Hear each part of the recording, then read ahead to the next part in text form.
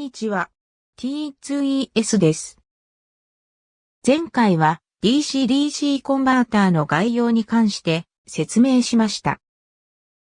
今日は DC-DC コンバーターに使われる抵抗に関してお話しします。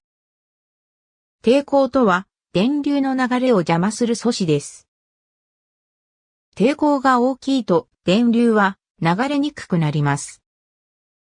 抵抗が小さいと電流は流れやすくなります。抵抗、電圧、電流の関係を表すのがオームの法則です。オームの法則は電圧は電流かけ抵抗で現れます。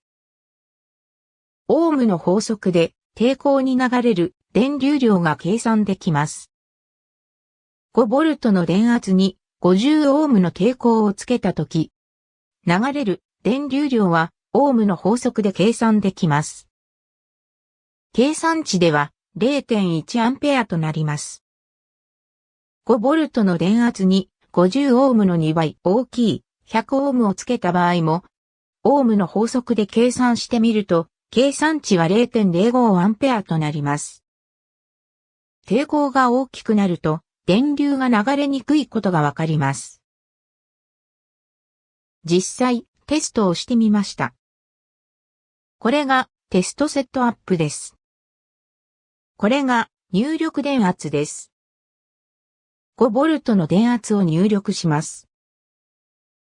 これは抵抗値を測定するためのマルチメーターです。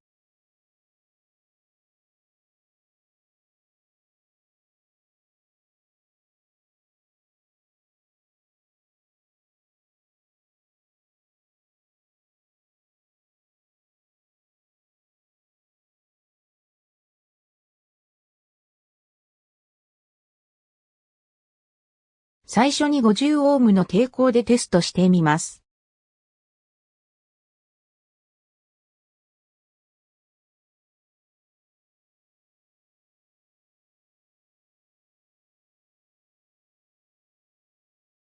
実際測定した抵抗値も50オームでした。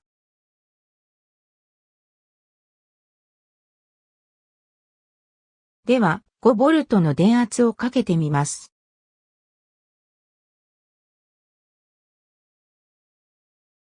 約 0.1 アンペアの電流が流れることが確認できました。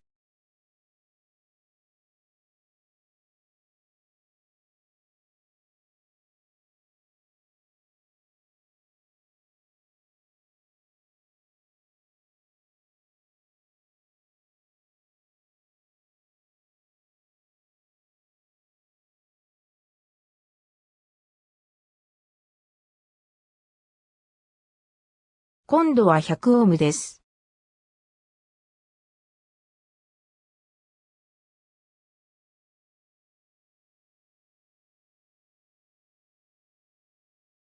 マルチメーターで測定した抵抗値も100オームです。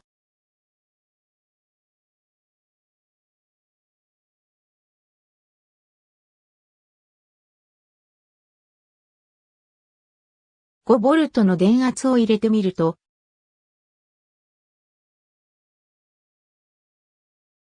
約 0.05 アンペアの電流が流れることが確認できました。